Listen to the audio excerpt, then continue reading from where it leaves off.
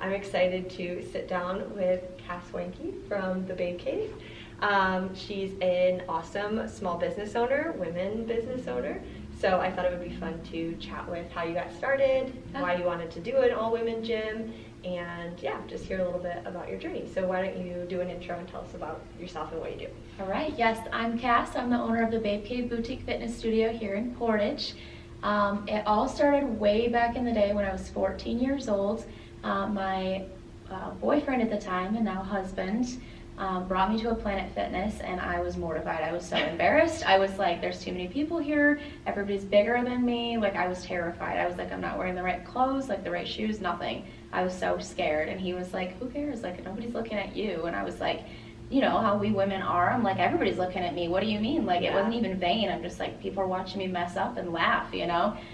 So I just wanted to create a space that women could come and like be safe and, you know, like not walk into a gym and be confused, because I never, like, still having been in this industry for 8 years, I'm just confused. Like, when I walk into a new gym, I don't know, maybe I'm the only one, but when you walk into a gym, you're just like, I have no idea what to do right now, you know? So I like being able to tell people what to do, to be able to help women just feel like themselves and like they're in a good environment with community.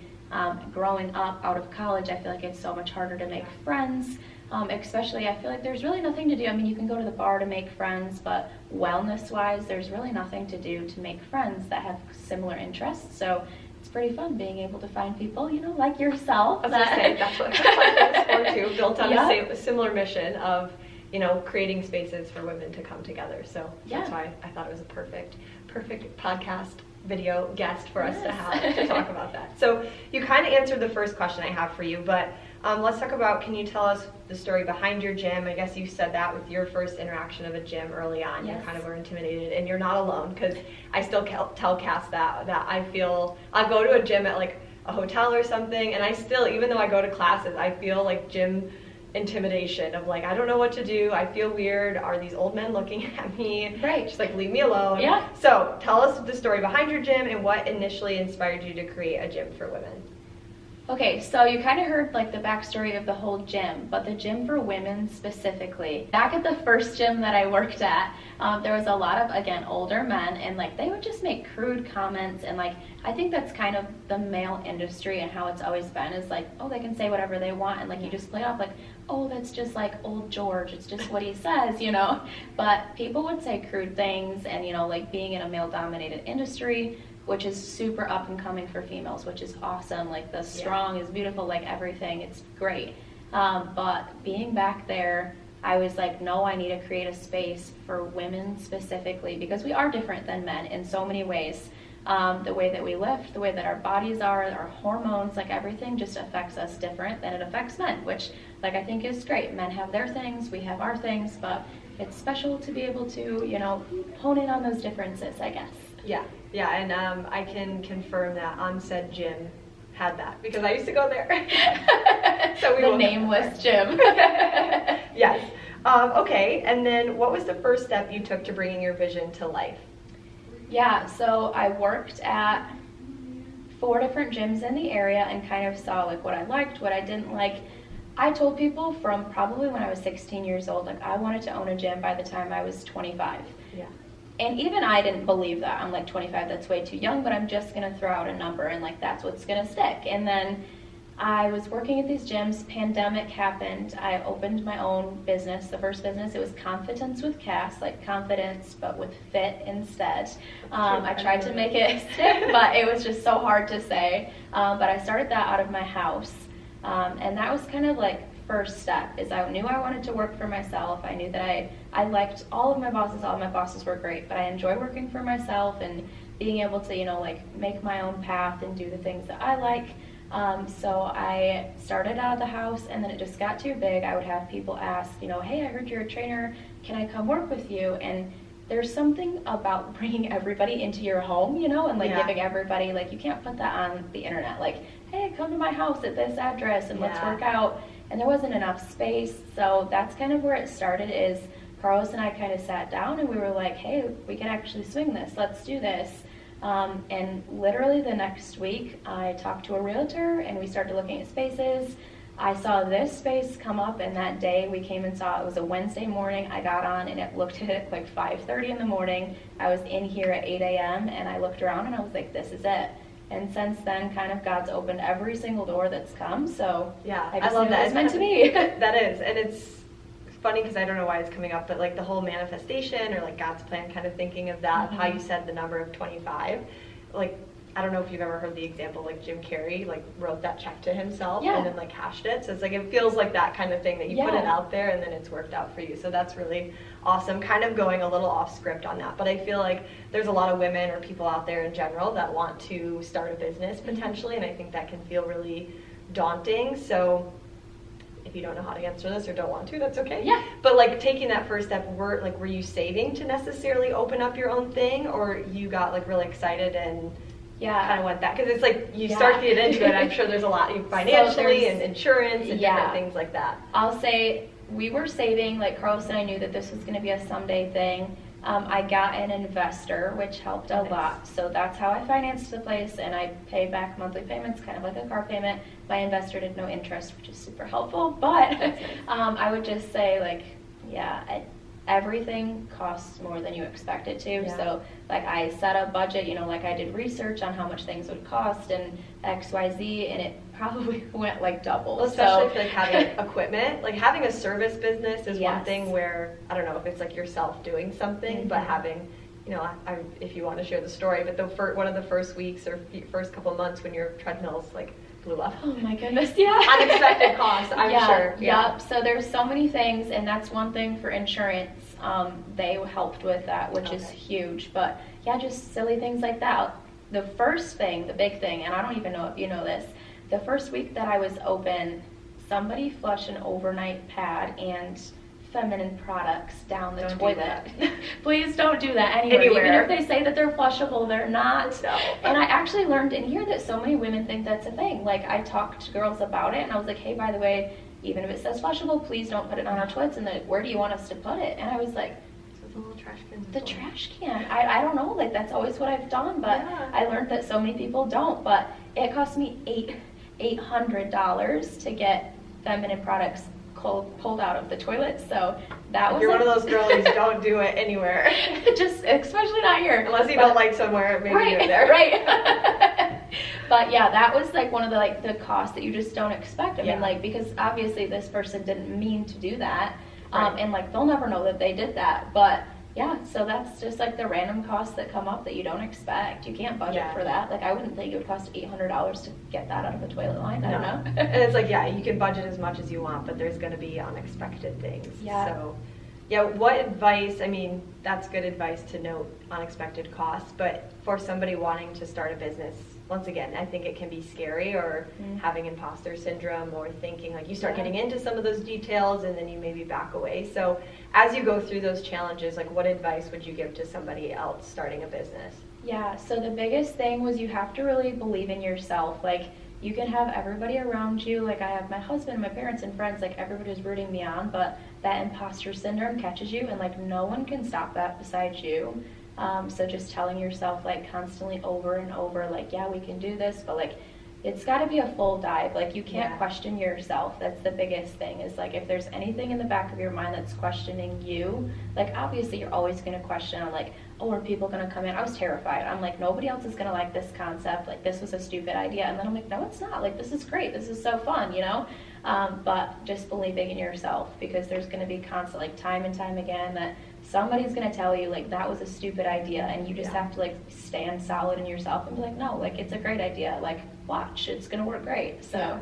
And then kind of on the opposite, you said you had a really good support system kind of going into it. Yeah. What about somebody that maybe doesn't? And I don't know if that was one of the questions. Totally, but, so I think sometimes if you especially maybe grow up in the Midwest or a small town and you're like, I'm going to do this big thing. A lot of people are like, why? I don't really understand. Or big dreams can be intimidating to some that don't see the bigger picture. So I know a lot of people maybe struggle with that too, or maybe the people around them are like, why are you doing that? Yeah, totally. So I actually had that. Some of my friends that I was like the closest to, that I was like, this is going to happen. Like, guess what? They were like, that is the dumbest thing in the entire world. So going off of that, like, support system is great, and like you'll always find your people as you go.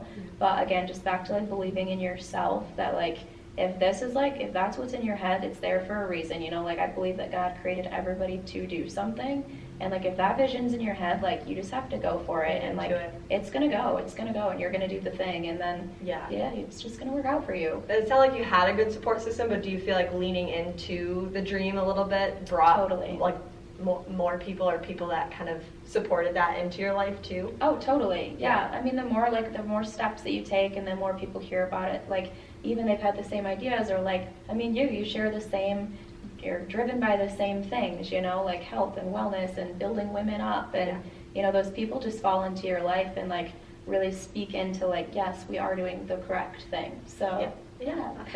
I know, I'm glad we connected. Yeah. That's what I love about it. I love community and just making connections for women too. I mean, I love making connections personally, but when you create events or spaces, I'm sure you see this in the gym, of like bringing women together, and you see people like become best friends, or like hanging out outside of whatever you're creating, is like, I think, the most rewarding, or at least from the collective perspective. Absolutely. It's fun because, I mean, we would have never met if it wasn't for this. I mean, maybe fate would have brought us together at some point. But social media positive, because I think I could find you through social media. It's good for some things, right? Okay, I got a little off script because I was going down that rabbit hole, because I thought it was interesting to hear that, and I think a lot of people struggle with starting, myself included. There's a lot of things like this podcast and video that I've wanted to do for so long, and then before we started, I was telling Cass that I feel like imposter syndrome, because like, why should I record something? Like, who's gonna listen? Am I gonna be an annoying influencer? So I've held back from doing it,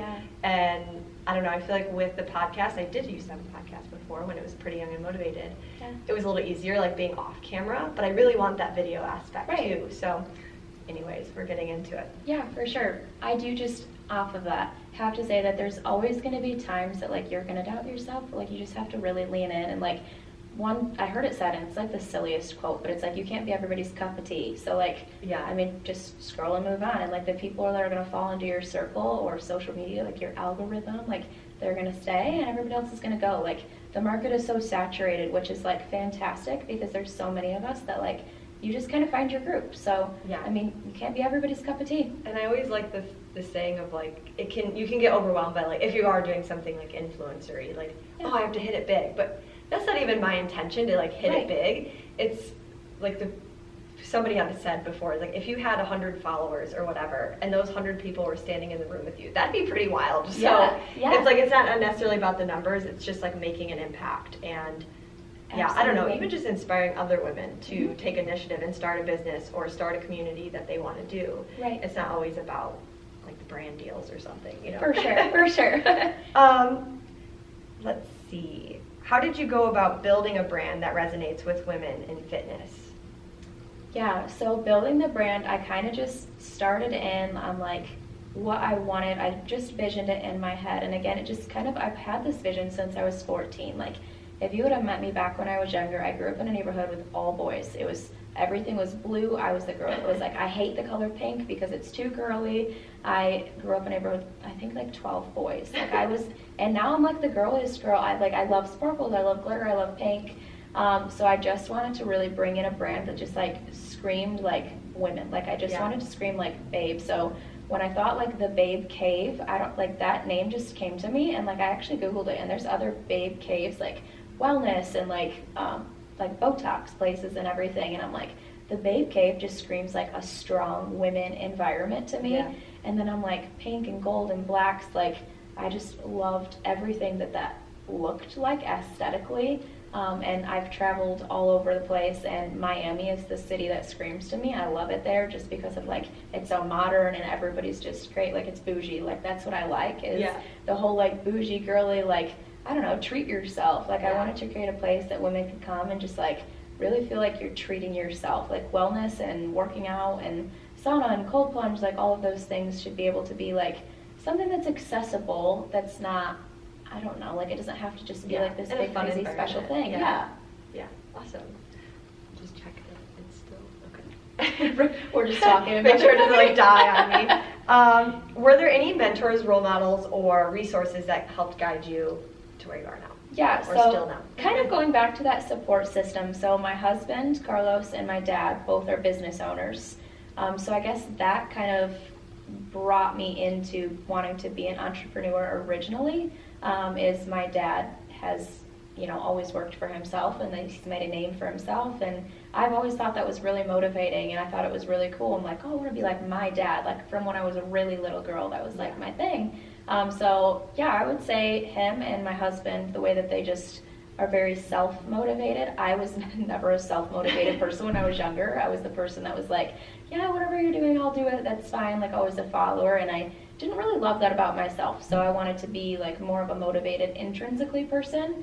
And then my faith is huge. Like, God's been my biggest motivator through this all, because I feel like I just lean into him, and like every time that I start to like, we'll say fall away, he's like, no, like get back on this, and every time I listen, it works. Yeah. That's awesome. I love that. Yeah, I can relate that my mom is a business owner and also a very hard worker. Yeah. So she's inspired me in a lot of ways too. Yeah. So that's always nice to have that. Absolutely. Okay, so what is the mission or why that drives you every day in running the gym? Because you get up early sometimes, every day, not sometimes.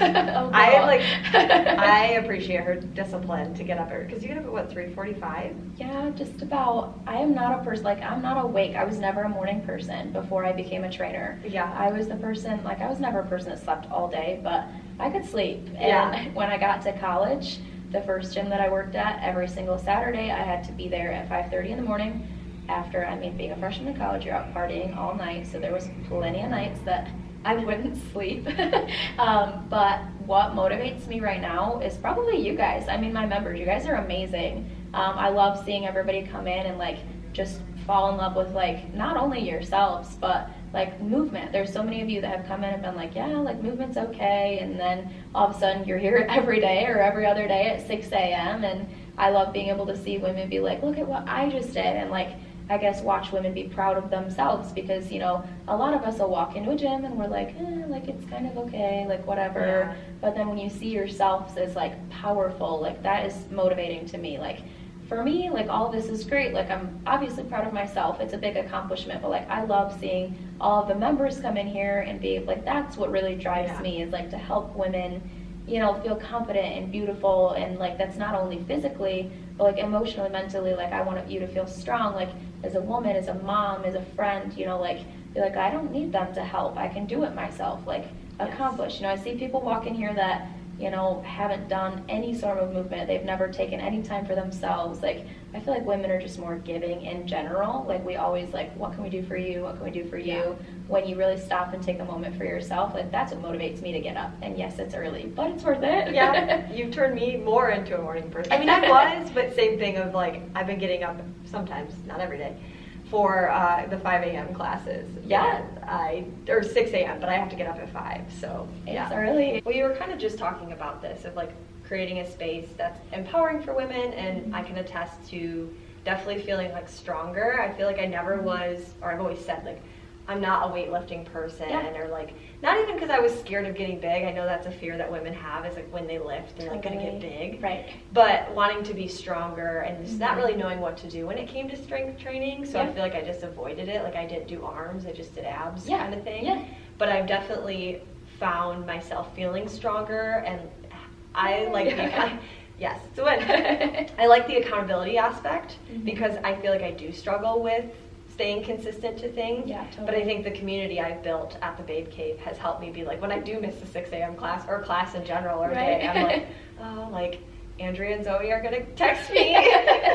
So it's good though, a little bit of light bullying to better yourself, I think. Right. Only kidding. But anyway, so my question is, how, in what ways have you incorporated that like empowerment into the programs or the culture? Maybe tell us a little bit about like the class structure at the gym and that. Yeah, for sure. So I feel like strength training kind of took a big wave over the internet for a while, and it was very much like, women should lift, and I was like, yes, like it's finally happening. Like I've said this for years, but like we're just like these little peons that like you can say it, but you have to like get it to the masses, because I feel like very trendy, like we are trend followers. And then it's kind of shifted more to like Pilates bodies now, which is great. But I think like what hits the money for women is doing both. Like you have to mix strength training, Pilates, because like our muscles need to be worked in multiple ways. And like you said, like the big fear of women is getting bulky when you lift, which contrary to most people's belief, getting bulky is very hard. Like if people work their butts off to get bulky, it does not happen overnight. You have to eat so much, you have to work so hard in the gym, and that is not something that we like really focus on here. Obviously I can coach towards that, but again, it's a lot of work to do that. So I built our classes kind of amongst what like is best for a woman's body. So being just a women's gym, I mean, we work on your pelvic floor, we work on strength, cardio, Pilates, and HIIT all mixed in one. So our joints can't handle, like, I won't name call any other gyms, but like that constant jumping, like we don't need to be running every day, we don't need to be jumping every day, we don't, the more you sweat doesn't signify like a good workout.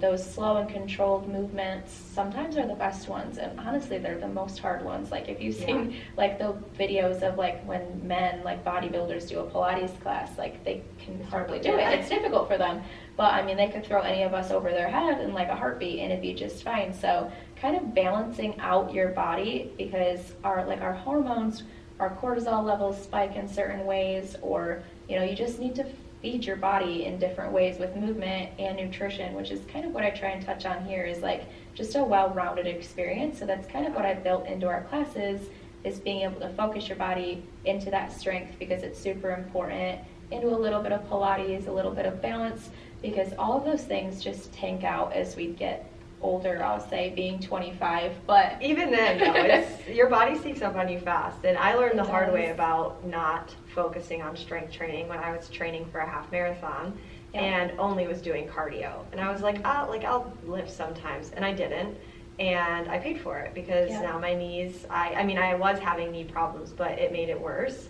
And I do love that your classes also incorporate like some mobility too, even if it's incorporated with doing like a lateral lunge, so you have a weight, but doing those things that like I was doing that in physical therapy, but it's just like adding weight or adding some kind of move to elevate it, if you will. So absolutely.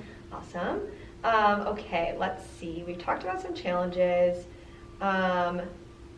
I guess that could talk to the gym culture too, but has there been any unique challenges or obstacles specific to being a woman in the fitness industry that you've run into? I mean, we've talked about like men at the gym, but more so maybe as like a business owner, or? So I'll say opening a business as a young female, there were so many times that I would run into a man like, who owns this place? And I'm like, you're looking at her, it's kind of like when you go in and ask, like an angry person asks for the manager at a bar or something, like you're like, it's me. Like I went over to the city of Portage and had to get like my permits and my licensing and all of that, and they would just like stare at me and be like, well, we can't help you. And I'm like, why? Like you would help the man standing right next to me, like what's different? Like I have the same amount of money in my pocket, like I'm doing the same thing, And there was so many times, I mean, even still, like if I need help fixing something that's happened around here, like I'll have to have my husband or like my dad call, if my dad, whoever hired them, come in and do it, because they just won't listen to me. And you can get I'm not like a mean person. I can like, it's hard to be super serious. I think that's one thing that I've definitely learned in this process, is how to like take yourself a little bit more seriously, and that like you're not necessarily being rude, but you have to talk a little bit more firmly for people to take you seriously, which is super unfortunate. But I'd say that's the biggest obstacle that I've come across being a woman or a female in business, is that people don't necessarily take you seriously, and it's frustrating, but sometimes you just have to take it and move on, because if you focus in on it, like it just ruins you. And as I say, unfortunately, I think that is like every industry, not just fitness. I mean, maybe I'm kind of in a male-dominated industry in my full-time job too, but same thing, especially being young. I feel like people think like you're like whammy, admin, double hit. They're like, who are you? But I think standing confident and that you know your stuff. Yep, absolutely, absolutely. Like, I wouldn't be here, okay? I know what I'm doing. Right. All right, let's see. This is a good question, because I think it's important to touch on with owning a business, like delegating. So one of the questions here is, how did you handle the business side of things, like marketing, finances, and growth strategies? Yeah, totally. So I don't delegate well. I am very like, I need to do it so that I know that it gets done. I know that it gets done my way. I feel like I enjoy being able to like work with other people and build off of other people, but I don't know, I was always the kid in group projects that was like, I'll just do it and like take one for the team because I know it'll be done right. Yeah. And that's kind of how I've been at the gym. But as soon as I started right off the bat, marketing, like I said, I am not tech savvy. I know how to do social media like as a normal person. But when it goes to marketing, like I hired a marketing girl right off the bat and she's incredible. She's amazing. I've learned a lot from her. But the term SEO still to this day, like I'm like, it's what? And she's like, you know, I can't even tell you what it stands for right now. I just know the term SEO. And she's like, it's what gets you noticed more. And I'm like, all right, do it. Like, what do we need to do for SEO? Shout out Baron Marketing. Right, exactly. She's great. But there's just so many things. Definitely marketing, like paid ads. Like this makes me feel so stupid being only 25. But like all of that stuff was just like straight over my head. I'm like, what do you mean you have to pay for people to see this? Like what? And she's like, well, yeah, nobody's gonna see it if we don't like, you know, spend a little bit of money on it. And I'm like, all right, great, let's do it.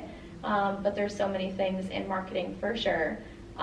Finances, I am a girl at heart. Like I am like, see it, spend it. Like let's do it. Like saving has always been not my greatest thing. So definitely getting into business and, you know, I'm like, oh, let's buy this for the gym. And my husband is like, again, shout out Carlos, like he is like, no, like let's be smart about this.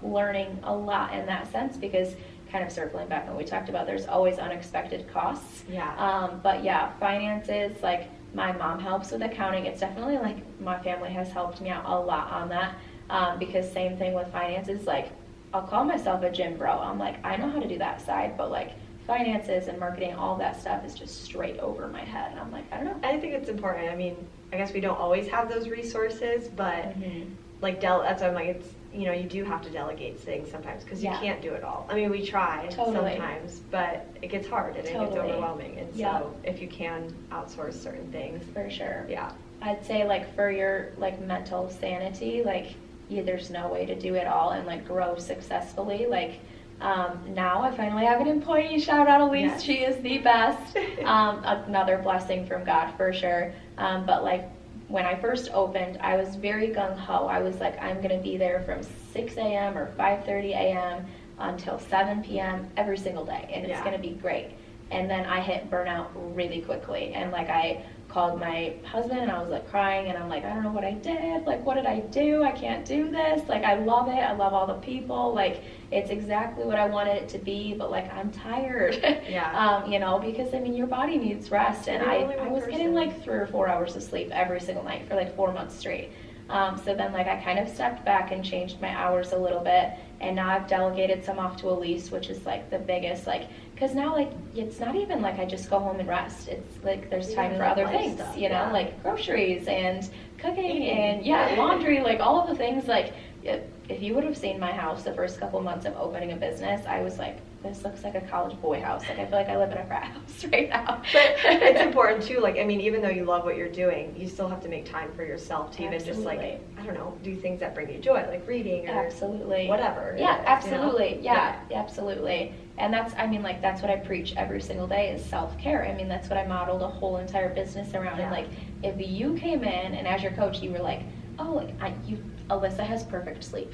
She does. I do. She gets amazing sleep every single night. But if she came in or anybody came in and you were like, hey, I get 3 hours of sleep at night and blah, blah, blah, blah, I'd be like, well, we need to fix that. Like, this is not going to work for long. Like, you're going to break down. Your body is not doing what it needs to be doing. But me, myself, I was like, oh, we got this. Like, let's just keep going, you know, 3 energy drinks. And, like, I know that. Like, I'm so mad at people when they have 1 a day. And I'm like, let's do it. So that's been a big thing about business is, like, delegating has helped me, like, not only grow my business, because I'll credit that, like, to myself, but also to all of the people that have helped me along the way. But definitely it's helped me as a person. So, was there ever a time you considered giving up? And if so, what made you persevere? I wouldn't necessarily say that I was ready to give up, but when I like hit wit's end, I was being so tired because like I'm a really social person. I like to like go out. I like to see friends. I like to spend time with my husband. I like to do things, you know, like for myself, but like sitting in the sauna, like I thought that I was going to sit in that sauna and cold plunge every single day. Like when I opened this business, I'm like, this is going to be great. I sit in the sauna like once, maybe every 4 months, because it's just like, it's one thing you have to make time for. I Yeah. can't go in there when I'm training and be like, hey, See you how's later. it going? But when I hit that time that I was working, 15 out, because if I'm open from, 5 until 6:30, I get here early to write up the class. I get up here early to set up. I stay late to take out the trash and clean and write up, like there's just a lot of extra things. When I was working that many hours, I was like, this was stupid. Like this Yeah. was dumb. Like, what did I do? Like, I don't have time to travel anymore. I don't have, it's kind of like having a kid. I mean, Yeah. like you're tired, you don't have time to travel. Like it consumes you. But I think what really kept me going is how rewarding it is. I mean, it's everything that I've ever dreamed of. And I say, like, nothing worth having ever comes easy. So I feel like that was just like the one difficult thing, is like just figuring out how to hone in and like maintain, like taking care of me too. But I mean, when you open a business, like, it's going to be hard. Like, it's going to be Yeah. time consuming. Everything is, I mean, normal work is. So I just think seeing like the community that's formed from it is huge. It's so rewarding because it's everything that I've ever wanted. Like, not only do I have great members, but I have great friends because of it. So, I mean, that's really cool. Yeah, that is really cool. And if you touched on it a little bit, but how this is opening a gym and owning a business has impacted you personally. Is there anything you've learned, like as being an entrepreneur, just being a woman in general, things you kind of had to address? Like, I guess a lesson, just to summarize that, or lessons you've learned from, going through some of these challenges. Yeah, probably that growth is good, and it's okay to like change the plan and go with the flow. Like, you can only be in control of so many things. So just like sticking to the plan and knowing that like things are going to change and things are going to derail every now and again. You just have to like go through the humps of life. But as a person, like, I've learned a lot about myself. Yeah. It's taught me that like I can do it, because there's always times that like you think like, oh, can I really do this? Like, I am only 25. I'm like, can I really run this thing? But yeah, it's taught me like a lot of patience, a lot of love, a lot of grace. Meeting new people has been amazing. I never knew there was so many great people around here. Yeah. Being from here, like, I kind of feel like I just got into this cycle of life of like the same restaurants and the same people. Like my high school was small, so those were the people that I knew. And I wouldn't say that I'm anything crazy like the people that I went to high school with, which is great. I think everybody's got their place and everybody's a little bit different, but you just kind of fall into the right crowd. And I think that this really just like confirmed that I was doing the right thing and growing into like an okay woman. Yeah. Yeah, no, for sure. And I think when you create something like that, like, not to say when you build it, they'll come, but in a way, like, you do what you put out into the universe and or to God or whatever, you kind of start to attract that back. Yeah, for sure. Yeah. And it's definitely brought me a lot closer in my faith too, because every time that like I questioned something, a door would just pop open and I'm like, all right, we're going through it. Like, let's just keep going and see how far it takes me. Yeah. And it's taken me further than I expected it to. So I'm very blessed. Yeah. And I feel like faith is really important to you, but also being like a business owner, there's a lot of differing views nowadays. Yeah, absolutely. How do you, I guess, like have boundaries with that? But I've seen through your TikTok, you've also shared about, like, you're open about your faith, which is great. But I know you've maybe gotten some backlash, like in comments on TikTok, which don't matter anyways. But like, how do you, I guess, handle that as a business owner, of like having boundaries with, being passionate and sharing that, but also, I guess, like, not necessarily putting that on others or whatever. For sure. So I think, first of all, Christianity gets a pretty bad rap by a lot of people for being like hypocritical and like not great people. And for me, like, my faith is everything. Like, God is everything to me because he's given me like every good thing in my life. But I don't feel that's my experience and that's my faith. And I don't need everybody around me to have that same faith, because we all have different experiences in life. We all have different I mean, just everything is a little bit different for everyone. Everybody thinks differently. Everybody has their own values and morals. And I mean, that is what I believe with all my heart. And obviously, like, I would love for everybody to think the same thing, but this is America. We're allowed to think whatever we want. And that's kind of how I live my life, is like, I will openly share it, but I will never push it on anybody, because I don't think that everybody needs to think the same. So, and I think you do a great job of that, which not that I expect you to, but I think you do a great job of sharing that, and people know that about you, but I don't think it ever comes off as a way that feels like, oh, like you have to be that way, you know? That. Yeah. So that's great. And it's important to have faith and have something to believe in. And if that's what drives you, I think that's great. This world is a little crazy to not have anything to believe in. Yeah. So we need something. That gets me out of bed every day. Totally. So I guess just to kind of start to round things out and end it, do you feel like what's next for the gym? Anything exciting? Maybe you don't want to share it yet, so but many like things. Yes, there's so bigger many things dreams in the works. kind of next. Yeah, so definitely a lot to come. I'm always thinking, and honestly with you, there's always new events that are coming up. Yeah. Be on the lookout. There's always new events that I want to do. I mean, if money was limitless, I'd have a Babe Cave in every city in every state. So I would love to expand someday. I don't exactly know where that next place would be.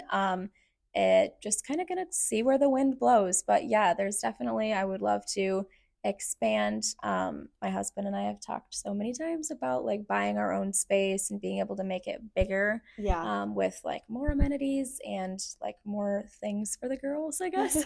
I will say that yes, there is more coming, and it may even be sooner than people expect it, but we'll leave it in suspense for later. Yeah, to come. Let's see. But yes, on the events, that will be my follow-up, is we are trying to plan more things. So of course, trying to bring together the event space with the Babe Cave. So thanks for being on the show today. Thank you. I really appreciate it. She inspired me to get this going again because I don't know. I just want to step out of my comfort zone and push myself to not feel imposter syndrome and do the things I want to do. Yeah, so kick ass, girl. Thanks for being on. And yeah, we'll hopefully have more episodes to come. So thank you. Of course. Bye.